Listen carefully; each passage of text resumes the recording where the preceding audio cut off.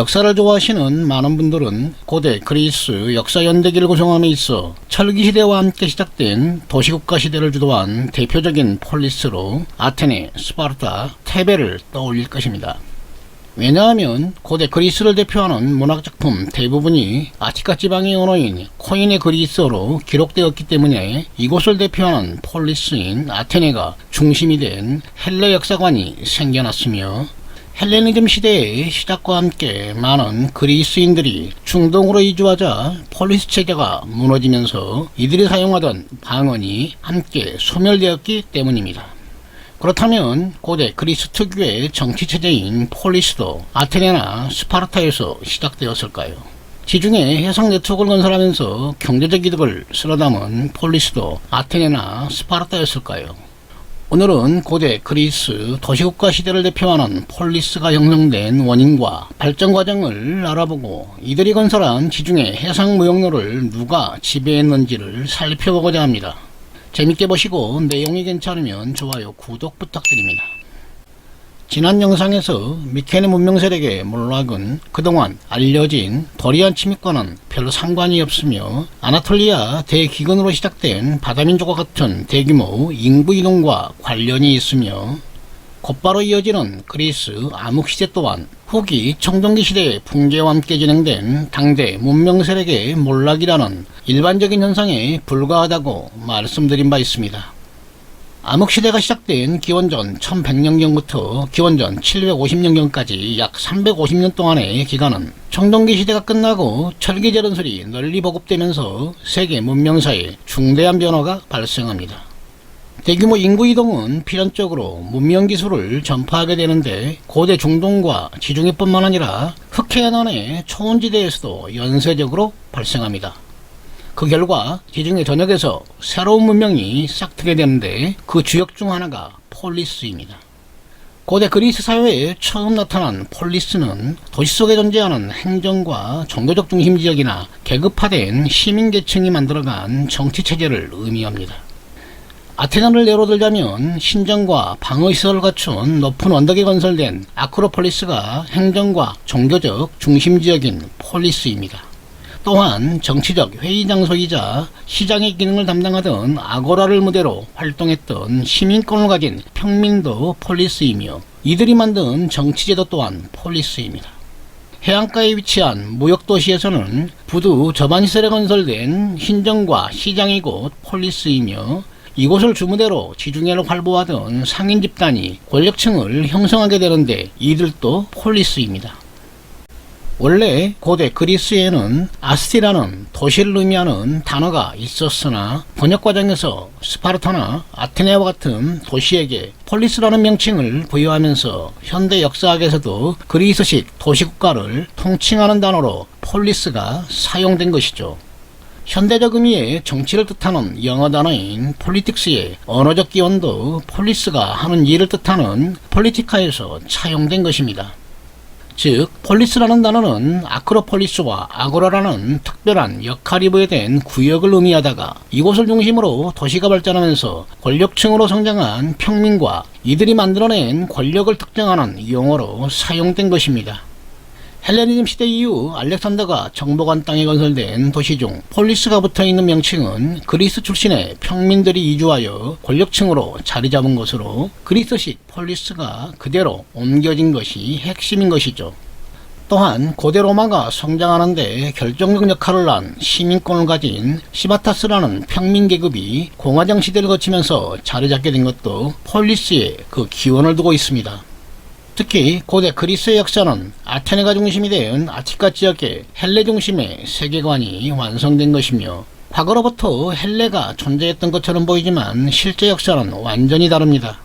폴리스를 형성한 시민계층은 사용하는 언어가 의문을 구성하는 모음이 서로 다를 정도로 이질적인 집단으로 다른 폴리스를 부를 때 아테네인, 테베인, 스파르타인 등 구분이 뚜렷했으며, 폴리스에 세워진 신전에서 모시는 신은 서로 달랐기 때문에 델피아나 올림피아에서 자신들이 모시는 신들에게 신탁을 받는 행위가 올림픽과 같은 제전으로 발전했지만, 이를 헬레라는 민족성이 통합된 정치행위라고 볼 수는 없습니다.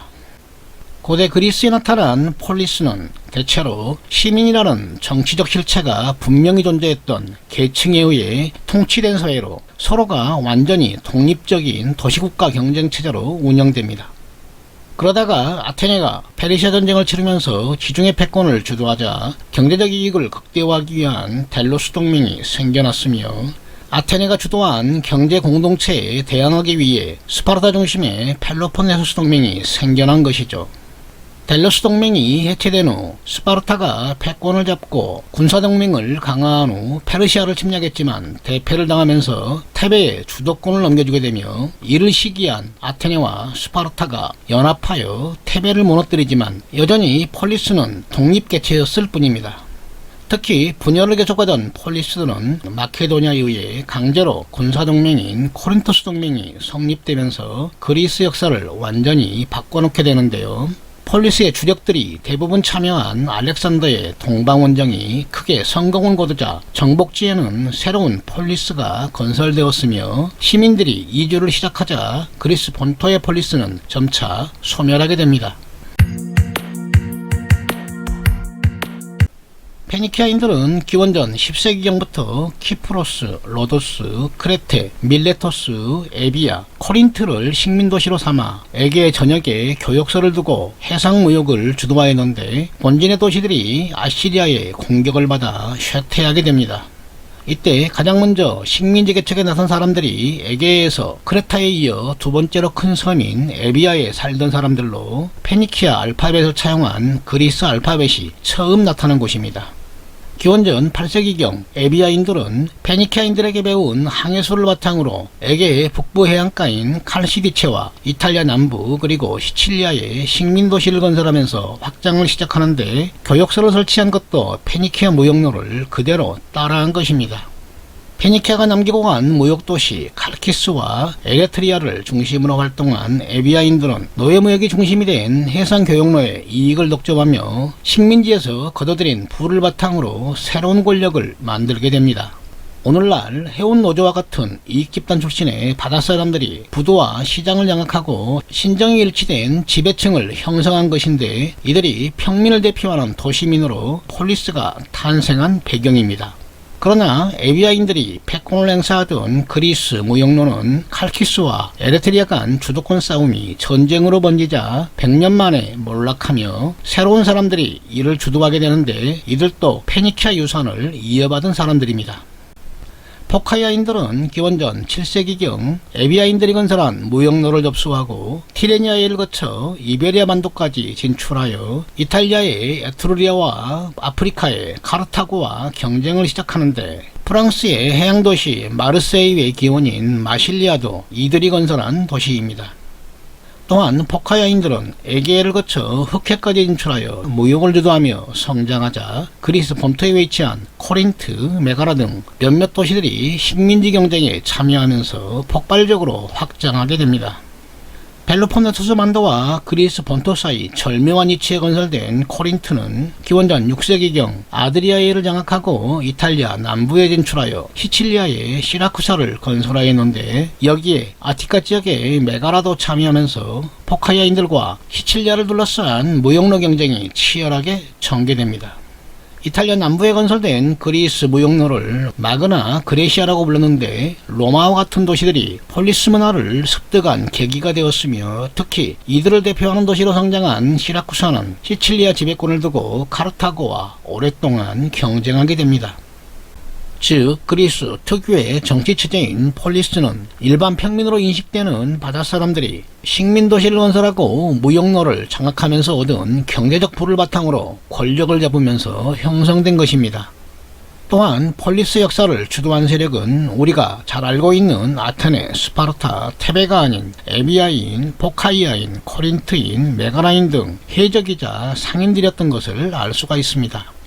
그러나 상인들이 주도한 폴리스는 해안가까지 길게 늘어선 산악지형에 막혀 대도시로 성장할 만한 한계가 뚜렷하였으며, 식민도시들도 폴리스라는 정치 세력으로 발전하자 점점 자립을 통해 독립하게 됩니다. 그러다 보니 기본적으로 인구 부양력을 갖춘 농경 정착촌에서 시작된 아테네처럼 군주가 존재했던 도시들이 저반시설을 갖춘 해안으로 확장을 통해 상업도시로 발전하면서 부를 독점한 상인 집단이 새로운 권력층으로 진입하게 되는데요. 무역로를 지배하며 문어발식 식민지 확장에 주력했던 해양도시들은 인구 부양력을 갖춘 농경도시들이 강력한 군사력을 활용해 주도권 싸움에 나서자 점점 쇠퇴하게 되며, 이 경쟁에서 한 발 앞선 아테네가 스파르타나 테베보다 유리한 위치를 차지하게 됩니다. 결론적으로 폴리스의 식민지 개척은 노예무역과 함께 해상무역로를 장악하고 경제적 이익을 독점한 해적이자 상인 집단이 자신들의 이권을 지키기 위해 카르텔을 만들어 도시 권력을 장악하면서 시작된 것입니다. 그렇기 때문에 왕과 같은 통치자가 존재했던 농경에 기반한 도시들보다 지중해 무역로의 한 축을 담당하면서 교역을 주도하던 상인들이 쉽게 두각을 나타낼 수 있었으며, 농경 문명과 융합되면서 정치제도로 발전할 수 있는 동력을 제공하게 된 것입니다.